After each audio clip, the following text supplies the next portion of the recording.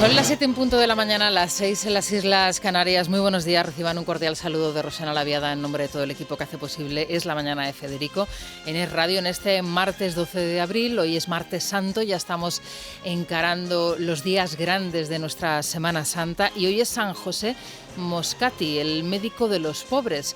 Bien, este señor era un médico napolitano, excelente investigador, que descubrió la insulina como tratamiento, por ejemplo, para la diabetes. De hecho, gracias a él comienza a utilizarse desde el año 1922. También investigó la gran epidemia que asoló de cólera Nápoles y para él la verdad es que la ciencia y la religión siempre iban de la mano, no eran mundos distantes y de hecho era tan hábil con las autopsias que llegó a dirigir el Instituto de Anatomía Patológica de Nápoles. Así que este santo, San José Moscati, el médico de los pobres, tiene desde luego una historia apasionante y muy interesante que recordamos un día como hoy, en este martes santo. Felicidades, por cierto, a todos los Josés Moscatis que tengamos entre nuestros oyentes y miembros del Club de Libertad Digital. Una atención porque las lluvias ya son generalizadas prácticamente en todo el país. Anoche ya prácticamente se podía sentir la lluvia en varios puntos de España. De hecho, muchas de las procesiones finalmente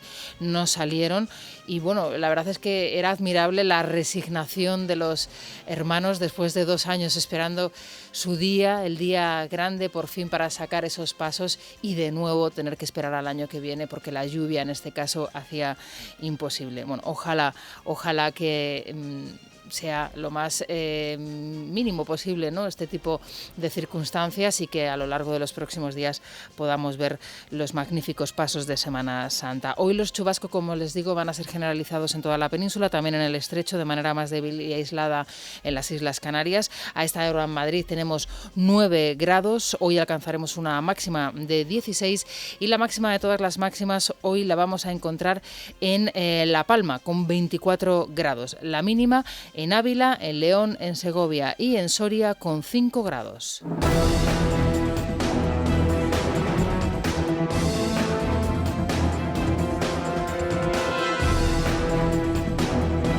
Me van a disculpar porque he dicho La Palma, la máxima 24 grados, y no es en La Palma, es en Palma de Mallorca. En fin, Alfonso Fernández Mañueco ha sido investido presidente de Castilla y León con el apoyo de Vox, en el que es ya el primer gobierno de coalición Partido Popular Vox en el país.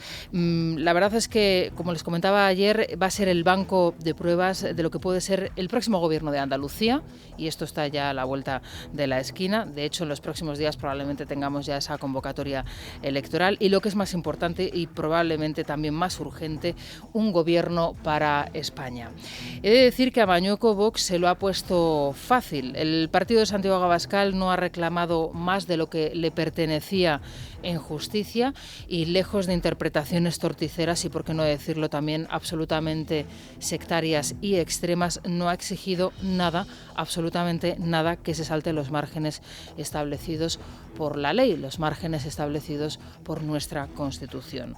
En este sentido, Mañueco parece haberse sacudido todos los complejos y, desde luego, ha realizado un discurso valiente, sereno, innovador y también comprometido con los ciudadanos de su comunidad autónoma. Por ejemplo, mientras Mañueco anunciaba una bajada inmediata de impuestos dentro de ese marco ambicioso de política fiscal que se va a poner en marcha a partir de ahora en la comunidad autónoma, el Partido Socialista y los regionalistas cántabros de Revilla expulsaban a la consejera de Economía en esta región por querer bajar los impuestos. Bien, a esta señora le pidieron un programa, un plan para ayudar a los ciudadanos cántabros en esta situación de crisis absoluta en la que nos encontramos, con unos precios desbocados, con una inflación en el 10% y con un precio en la energía totalmente descontrolada. Una de las propuestas que ella puso encima de la mesa fue una bajada de impuestos, una bajada del IRPF, y directamente la han expulsado y la han mandado a su casa. Bueno, frente a esto, Mañueco y los grupos en la oposición, lógicamente, pues no han dado su acuerdo a este pacto de gobierno con Vox. Frente a todos ellos, el socialista Tudanca, que parecía que se iba, pero que definitivamente se ha quedado, y junto a Mañueco, el que a partir de ahora va a ser el vicepresidente de Castilla y León, Juan García Gallardo, que, bueno, parece ser va a convertirse, o al menos tiene todas las hechuras para hacerlo, en un hombre fuerte dentro de la formación política que dirige Santiago Abascal. Aquí no hay pactos con los que organizan homenajes para recibir como héroes a los terroristas asesinos de ETA. Aquí no hay pactos con los golpistas que cuestionan la democracia de España. Aquí no hay pactos con los que alientan la violencia en las calles o con los que aplauden la ocupación de las viviendas. Y por eso lo suyo, señor Tudanca, y lo del señor Sánchez es un ejercicio de hipocresía, de cinismo político en grado sumo. Y hoy el Partido Popular del señor Feijóo se esconde y nos deja a los castellanos y a los leoneses con un gobierno con la extrema derecha. Pero no lo vamos a olvidar, señor Feijóo, no lo vamos a olvidar. Podrá contar con un socio leal. Por eso le pido que se mantenga firme, que confíe en Vox, un partido coherente, serio y de fiar.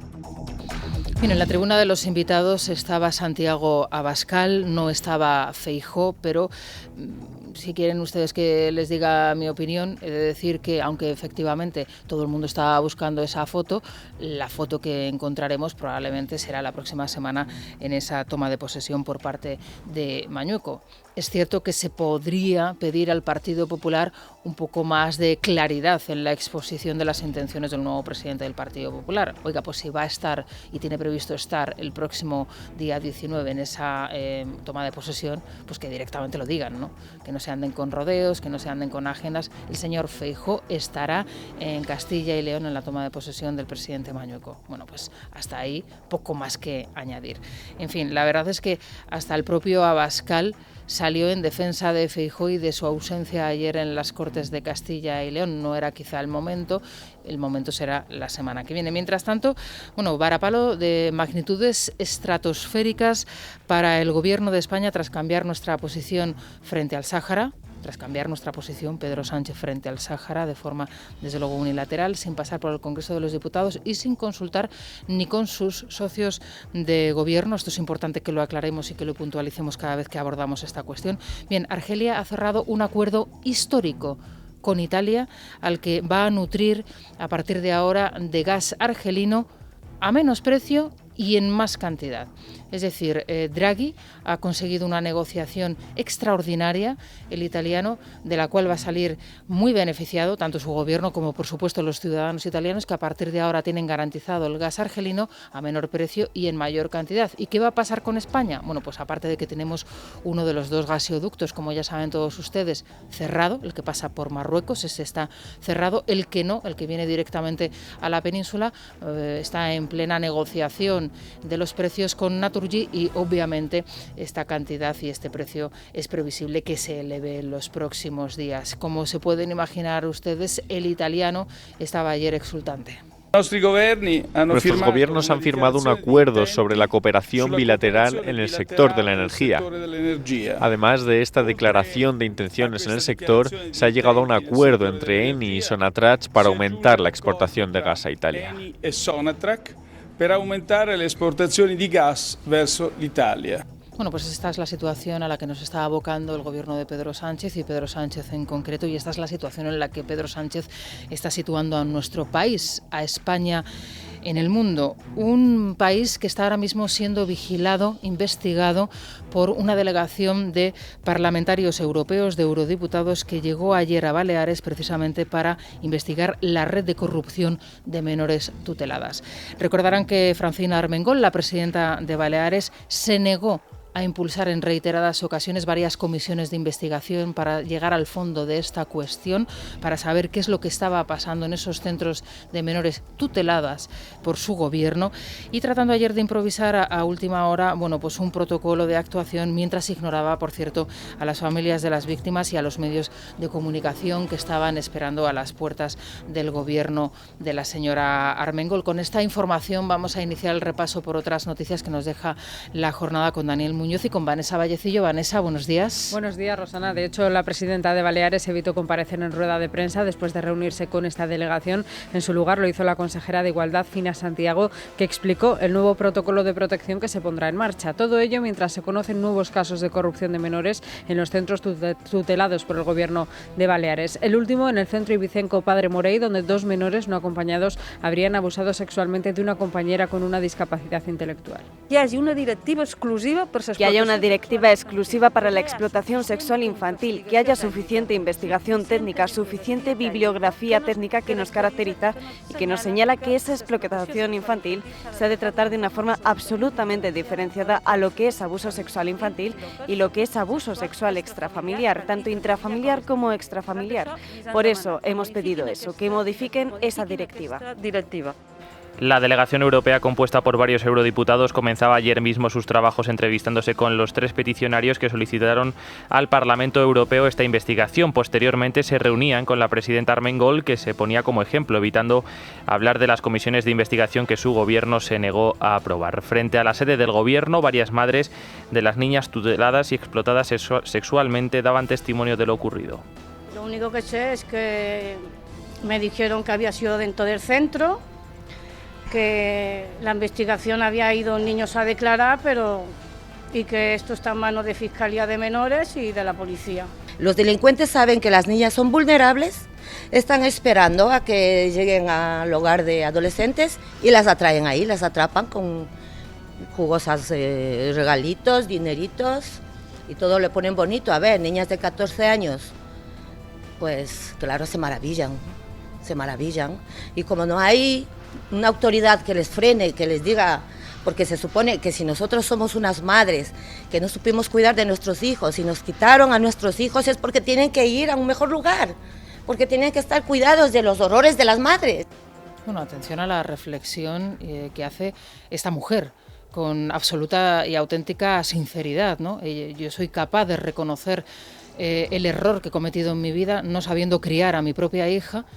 La dejan en manos de unas instituciones que se supone que van a estar, bueno, pues en mejores condiciones que las que yo he podido dar a mi hija por determinadas circunstancias. Cada familia tendrá su situación y es todo lo contrario.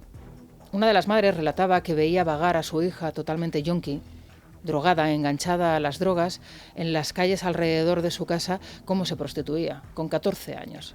Este es el relato de una madre que no supo educar o no supo darle lo mejor, lo que necesitaba a esa niña, y que, amparada por las instituciones, bueno, pues allí estaba su pequeña, que directamente cae atrapada en esta red de prostitución infantil en los centros tutelados por el Gobierno de Baleares. Y el propio Gobierno de Baleares, siendo consciente de lo que allí estaba sucediendo, no hace absolutamente nada.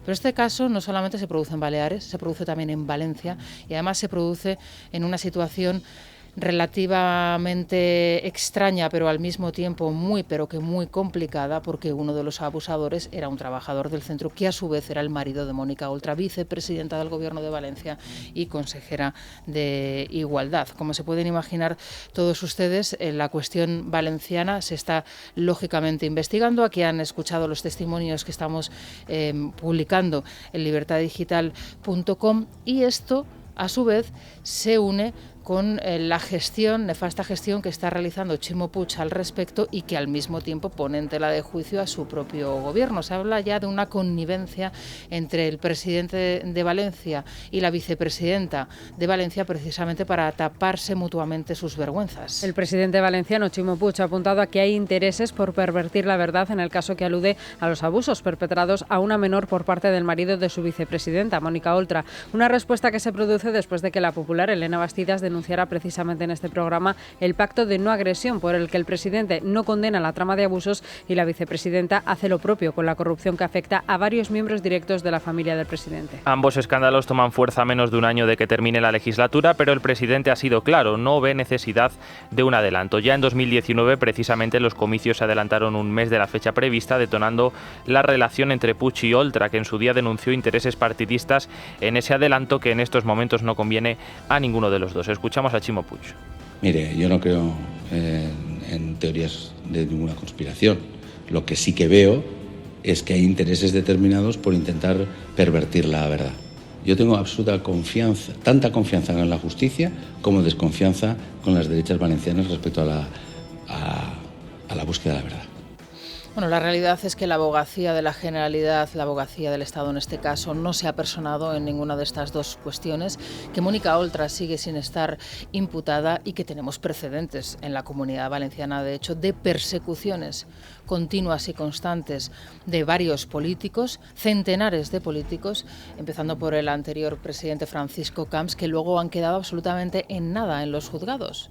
Y fueron desde el primer momento perseguidos tanto por las instancias representativas de la propia Generalidad como por las instancias judiciales y también mediáticas, porque aquí los medios de comunicación tienen mucho que decir. El otro día Julián Quirós, nuestro contertulio que durante años ha sido el director de las provincias de Valencia, relataba cómo durante días y días y días la responsable de la Consejería de Igualdad en Valencia evitaba decir que el señor al que se estaba investigando era el marido de Mónica Oltra. Y los periodistas atónitos decían, pero ¿cuándo esta señora va a explicar que este señor es el marido de la vicepresidenta del Gobierno de Valencia? Y un día, y otro día, y otro día, y no lo decía hasta que por fin llegó uno, el más listo entendemos, o el más valiente, no sabemos muy bien tampoco cómo calificarlo, y le dijo, oiga, que este señor es el marido de la vicepresidenta, ¿no? En fin, esta es la situación que se ha dado en la comunidad autónoma y que se sigue dando y que por supuesto nosotros vamos a seguir informando al respecto. ¿Creen ustedes que se ha pronunciado la ministra de Igualdad, Irene Montero, sobre esta cuestión? Bueno, no, ella está a lo suyo, y lo suyo es esto.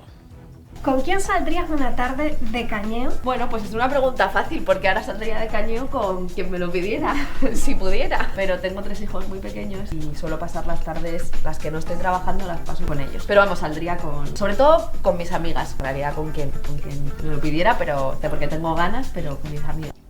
Bueno, pues esta es una entrevista que le realiza a la ministra Irene Montero nada más y nada menos que Gara Santana. Se preguntarán ustedes quién es Gara Santana. Pues Gara Santana es hoy la última imputada en el caso de la niñera y es una ex trabajadora del grupo de comunicación de Unidas Podemos. El juez Juan José Escalonilla ha citado a declarar por un delito de malversación a la responsable de prensa de Podemos, que Irene Montero y Pablo Iglesias utilizaban también como niñera. Así lo acreditó en su declaración como testigo la exescolta de la ministra, desvelando que en varias ocasiones se le encargó recoger a Santana en el chalet de Galapagar y trasladarla a su vivienda. En estos trayectos, Santana se quejaba de tener que encargarse del cuidado de los hijos de Montero y de Iglesias. Una actividad por la que habría descuidado su trabajo como responsable de prensa, señalan algunos compañeros. El 10 de mayo, Gara Santana deberá explicar ante el juez si esto es cierto. Actualmente aún figura como jefa de redacción en la web Última Hora Noticias, dirigida por Dina Busselham, ex asesora de Podemos, y que el partido utiliza para arremeter contra ciertos jueces,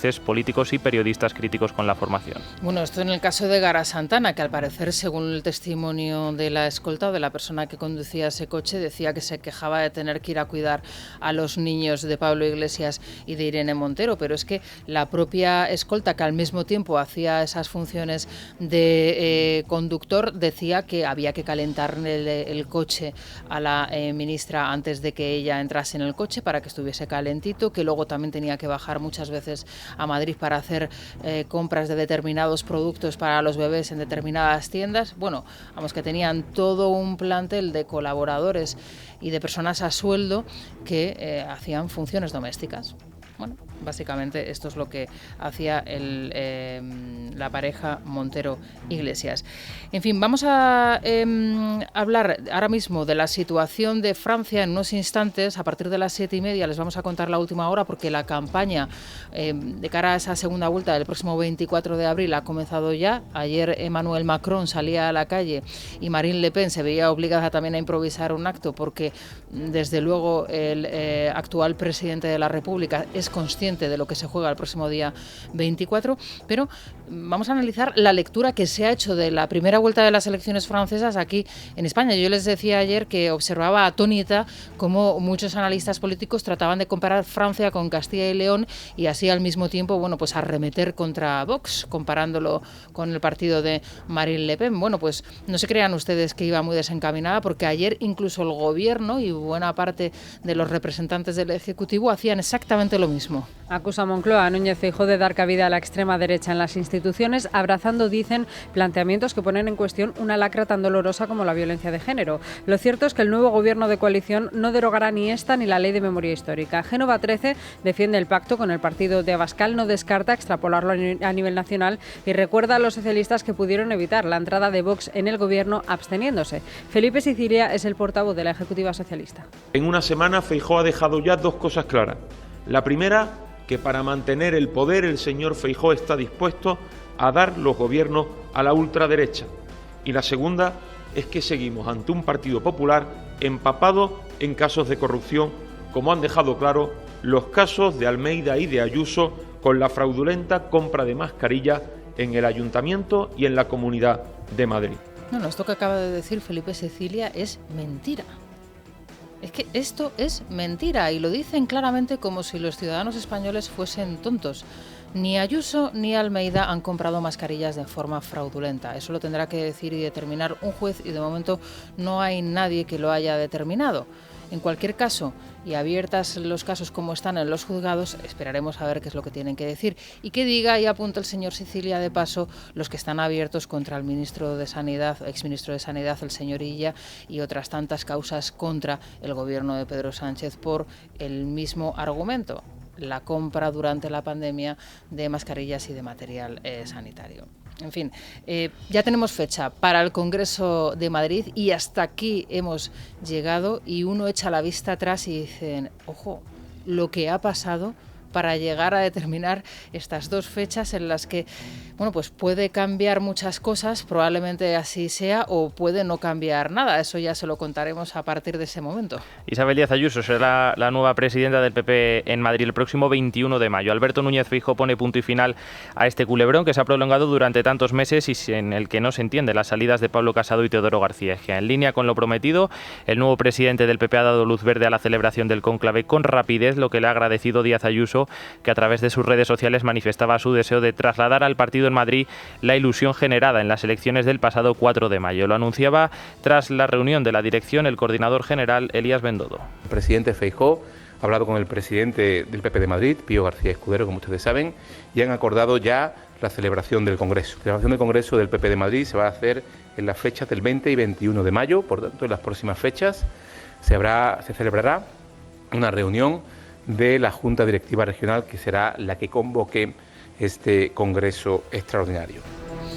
Bueno, y a partir de ahí se celebrarán los otros tantos congresos que quedan por determinar y que quedan por cerrar, y así el partido podrá echar a andar y, lógicamente, preparar las próximas elecciones que, como quien dice, están a la vuelta de la esquina, porque hay que recordar que se vuelve otra vez a votar en Madrid dentro de prácticamente nada. Así que, bueno, se tendrán que preparar para ello y este era uno de los grandes temores que tenía precisamente Isabel Díaz Ayuso. En fin, son ya las 7:23 de la mañana, las 6:23 en las Islas Canarias. Hacemos una pausa y enseguida les contamos cómo se circula ya por las carreteras españolas y por las calles de Madrid.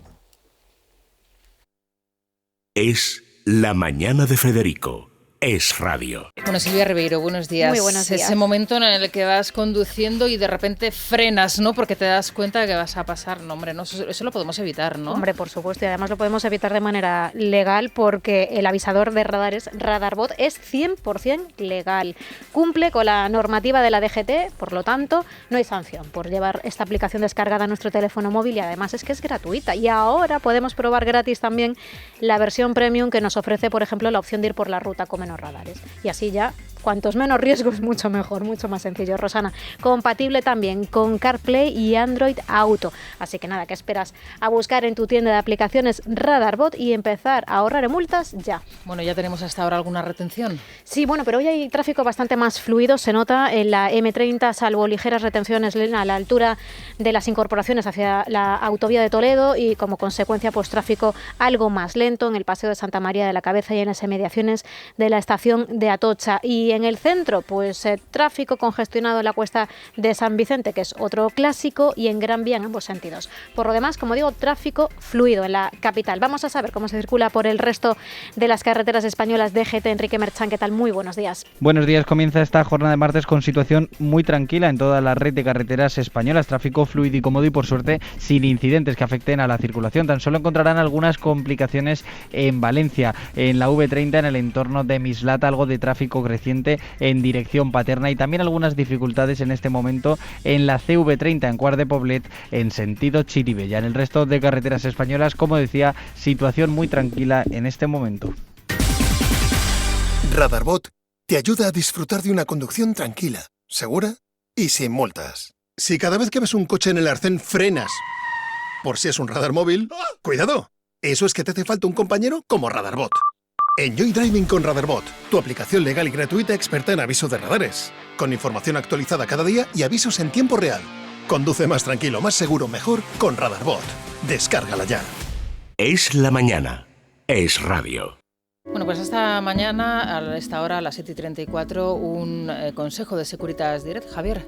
Sí, hoy toca hablar un momento de una cosa que seguro que nos ha pasado a muchos, esa sensación al salir de casa de que se queda vacía o se quedan tus hijos, da igual. El caso es que al irte piensas por un instante en todo lo que dejas ahí, no podemos evitarlo, las personas, las cosas, esas cosas que nos importan, y no es porque valgan mucho o poco, a veces es un solo recuerdo de un viaje o un libro dedicado, pero que nos importan. Seguro que ya lo has oído antes, así que si para ti es importante, protégelo con una buena alarma. Si llamas a Securitas Direct al 900-130-900, seguro que te la dejan instalada hoy mismo y mañana saldrás de casa más tranquilo.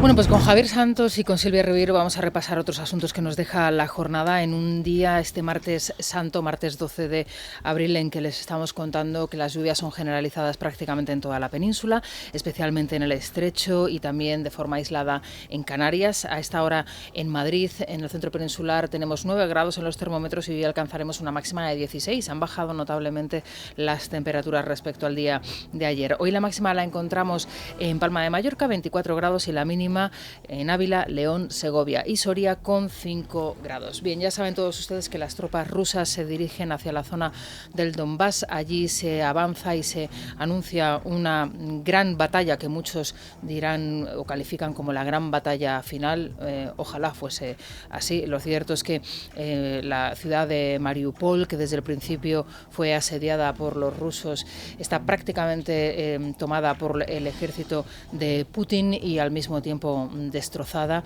Las imágenes que nos están llegando por drones, imágenes aéreas de lo que es una ciudad hermosísima en su origen, con pues unas piezas y unas pues restos también arquitectónicos extraordinarios, pues totalmente devastada. Ayer estuvo el canciller austriaco con Putin, una conversación dura, según ha escrito el propio canciller, que pues probablemente no dio ningún resultado. Ese estatus de neutralidad que tiene Austria hizo al canciller austriaco el intento, ¿no?, de acudir allí a Rusia a hablar con Putin. Dijo textualmente que no hay que desperdiciar ni una sola ocasión, pero allí con el presidente ruso habló de las sanciones y habló lógicamente de los crímenes contra la humanidad que las tropas rusas están allí cometiendo y que ahora mismo es uno de los puntos fundamentales en los que la Unión Europea está trabajando, el poder demostrar con pruebas, y así se está recogiendo en la zona los crímenes de guerra que se están cometiendo en Ucrania. Silvia. ¿Qué tal, Rosana? Buenos días. Las tropas rusas se repliegan, como dices, hacia el este del país a la espera de un inminente ataque a la zona del Donbass, mientras los separatistas prorrusos dan por conquistado el puerto de Mariupol, que según las últimas imágenes ha quedado completamente devastado. Los supervivientes de los bombardeos tratan de huir del país con miedo a que se repitan ataques como el cometido contra la estación de tren de Kramatorsk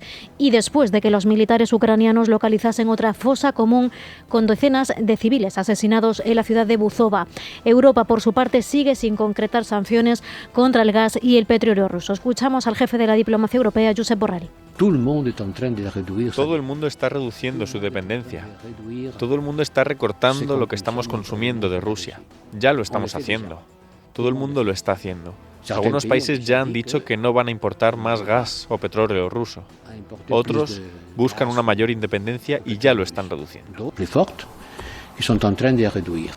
Emmanuel Macron y Marine Le Pen han comenzado ya la campaña de cara a la segunda vuelta de las elecciones presidenciales francesas que se celebrarán el 24 de abril. Los primeros sondeos otorgan al candidato a la reelección entre un 51 y un 54% de apoyos, por delante del 46 o 49% que obtendría la líder de Agrupación Nacional. El Frente Polisario exige una rectificación al Gobierno de España respecto a la soberanía del Sáhara Occidental tras dar por rotas las relaciones con Madrid. Acusa al Ejecutivo de Pedro Sánchez de desmarcarse de la ley internacional al apostar por una propuesta unilateral con Marruecos e instan a Sánchez a que reconozca el derecho de los saharauis a decidir su futuro mediante referéndum.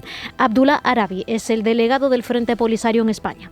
Pero queremos que nos aclare qué entiende el presidente del gobierno por la integridad territorial de Marruecos. Si está dando por hecho que el Sáhara Occidental forma parte del territorio de Marruecos, lo cual es muy grave porque es ahí donde decimos que desmarca del derecho internacional, porque el derecho internacional reconoce que el Sáhara Occidental y Marruecos son dos países distintos y separados, cada uno con sus fronteras internacionalmente reconocidas. Y hay que recordar que es una decisión que toma de forma unilateral el presidente del Gobierno de España, Pedro Sánchez, sin consultar, por supuesto, con los grupos en la oposición, con el Congreso de los Diputados, pero tampoco sin consultar con su propio socio de Gobierno, y que ya tiene consecuencias, y consecuencias muy importantes, nefastas para España, y es en la relación, lógicamente, con Argelia. Ayer se firmaba ese acuerdo entre las autoridades argelinas e Italia, al que van a nutrir de gas en mucha más cantidad y mucho más barato, y veremos a ver qué es lo que sucede con el gasoducto que nos nutre a nosotros de gas desde Argelia, porque los precios se están revisando y, como se pueden imaginar todos ustedes, después de esta puerta cerrada a las autoridades argelinas, el precio no se va a negociar a la baja, sino todo lo contrario, al alza. En fin, nos vamos a situar en Andalucía. Las próximas elecciones son las que allí se van a celebrar. Hoy les estamos contando que echa a andar el primer gobierno de coalición Partido Popular Vox, pero probablemente no sea el único, y el segundo podría ser precisamente el andaluz. Veremos a ver cuándo disuelve las Cortes Moreno Bonilla, quizá lo haga después de la Semana Santa, pero lo cierto es que las elecciones en Andalucía probablemente se celebren antes del verano, en el mes de junio, y veremos a ver cuál es el resultado. Ayer hablábamos de esa posibilidad de que Macarena Olona finalmente no sea la candidata propuesta por Vox, debido a las encuestas internas que maneja el partido de Santiago Abascal y que le da por encima de los 20 diputados con Macarena o sin Macarena. Bueno, pues ahora parece que el Partido Popular va a hacer exactamente lo mismo. El Gobierno de Andaluz ha encargado una encuesta para saber si se está produciendo un efecto Feijóo. Si el sondeo constata la subida electoral que ya pronostican otros sondeos, Juanma Moreno disolverá las Cortes a finales de abril y convocará elecciones en junio. Tras la toma de posesión del primer gobierno PP-Vox en Castilla y León, el presidente de la Junta aspira a gobernar en solitario. Yo aspiro a gobernar en solitario en Andalucía cuando llegue el momento, y le pediré a los andaluces, una vez que llegue ese momento, le pediré confianza, pero confianza a todos, a los de un lado y a los de otro, para hacer un gobierno fuerte, sólido y de una mayoría equilibrada, ponderada, razonable, sensata. Begoña Villacís vuelve a descartar una moción de censura contra el alcalde de Madrid, José Luis Martínez Almeida, tras la polémica sobre los contratos de material sanitario y las comisiones cobradas por los empresarios Luis Medina y Alberto Luceño. La vicealcaldesa de la ciudad entiende que a día de hoy ni el ayuntamiento ni el alcalde están siendo investigados, y compara su postura con la de Mañueco, que hace unos meses rompía el gobierno de coalición con Ciudadanos. Villacís sostiene que el presidente de Castilla y León es moralmente corrupto. Yo podría ser un mañueco, pero no lo voy a hacer. Podría haber mintiendo ahora mismo, haciendo trampas, engañando a todos, engañándome a mí misma para empezar. Podría llegar a la alcaldía como él lo va a hacer como presidente, pero he decidido no ser como él, actuar con coherencia. Yo, sinceramente, pudiendo ser alcaldesa de esa manera, prefiero 1000 veces ser vicealcaldesa.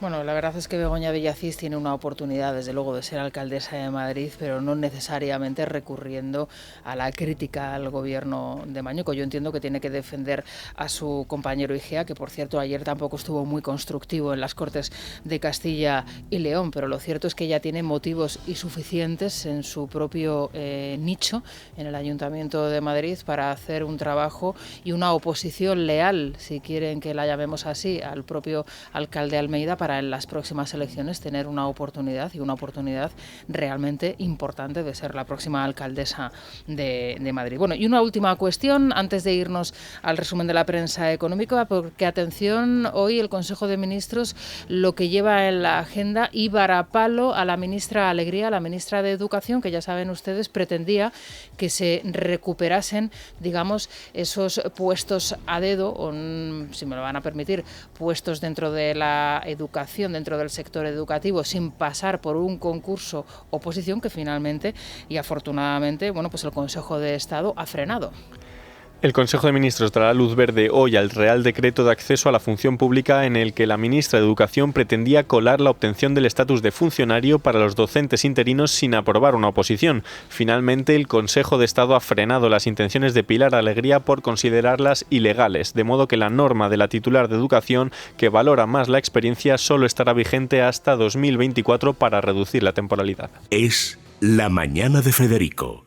Es Radio. Bueno, pues son ya las 7:48, vamos rápidamente con la prensa económica. Luis Fernando Quintero, ¿qué tal? Buenos días. ¿Qué tal, Rosana? Muy buenos días. Bueno, hoy Calviño, la protagonista de Libre Mercado, 6 informes confirman su fracaso, el fracaso de Calviño, con los fondos europeos. Bueno, cuéntanos, a ver, ¿qué nos dicen esos 6 informes? Es un informe que nos tenemos que leer en el día de hoy. Parece que los fondos europeos van a darle un dolor de cabeza importante a la ministra de Economía y vicepresidenta primera del Gobierno, porque solo un 14 y un 17% de las empresas plantea participar en las licitaciones por las complicaciones burocráticas que estas suponen. Al final da la sensación de que buena parte de todas esas licitaciones, de todo ese dinero, ese maná europeo que iba a llegar y del que presume siempre que tiene ocasión el Ejecutivo, va a tener dificultades para terminar llegando a la economía real, dadas precisamente los problemas burocráticos que pone por medio el Gobierno. Esto es lo que recoge el informe Libre Mercado y que no nos podemos perder desde luego en el día de hoy. Bueno, y alguno que otro titular que nos deja hoy la prensa interesante. Por ejemplo, estoy leyendo El Economista: España, el único país europeo que sube el IRPF y otros 6 lo bajan, y podríamos añadir aquí el único país europeo que despide a sus consejeros por querer bajar el IRPF, ¿no? Desde luego, eso es lo que tenemos en España. Es verdad que los informes que estamos conociendo en esta época post-pandemia nos hablan siempre de lo mismo. Somos el país de la OCDE, que el único país de la OCDE, de los países desarrollados, que ha subido los impuestos durante la pandemia. Somos el país que más los ha subido además, y además de todo lo que nos están contando, el único país europeo que sube el IRPF mientras el resto lo bajan para tratar de contener la inflación. Es decir, aquí lo que estamos haciendo es cargar todavía más el coste de la inflación a ciudadanos y empresas, lo que genera un círculo vicioso que va a hacer que los precios sigan subiendo y la recaudación, por contra, termine por bajar en un momento en el que el paro empiece a repuntar. Otro asunto interesante y de nuevo dolor de cabeza para el Gobierno, el que nos trae el diario Expansión. Los expertos rebajan del 7% al 4% la subida del Producto Interior Bruto. Sabes que el Ejecutivo todavía mantiene que en este año creceremos un 7%. Nadie se lo cree, absolutamente nadie. Y pero ellos mantienen las previsiones, ¿eh? De momento sí, mantienen las previsiones porque tienen que mantener esa estructura de gasto absolutamente desbocado que se ha planteado desde el inicio de la pandemia. Lo que ha hecho el Ejecutivo desde que arrancó la pandemia, con todas las medidas que ha tomado, ha sido incorporar al gasto público más gasto, y además hacerlo de manera estructural, no coyuntural, en un momento de necesidad drenar dinero a la economía para que se mantenga con vida. No, es crear estructuras que se van a mantener en el tiempo y que hacen que el gasto siga subiendo a medida que los ingresos bajan. Esto es déficit y más deuda. Estamos ya por encima del 120% de la deuda pública sobre PIB y creciendo cada año. Bueno, pues seguiremos muy atentos todo lo que nos vayáis contando. Por supuesto, te leemos en Libre Mercado, a ti y a los compañeros. Muchas Luego, gracias, a partir Rosa. de las 9 hablamos con la apertura de la bolsa. Eso Luis, es. Vamos a hacer una pausa, se quedan con las noticias más cercanas, las de su comunidad, y de regreso nos vamos a la tertulia, en unos instantes, con Eduardo Inda, Alejandro Vara y Raúl Vilas, y por supuesto la República de los Tontos antes con Santiago González.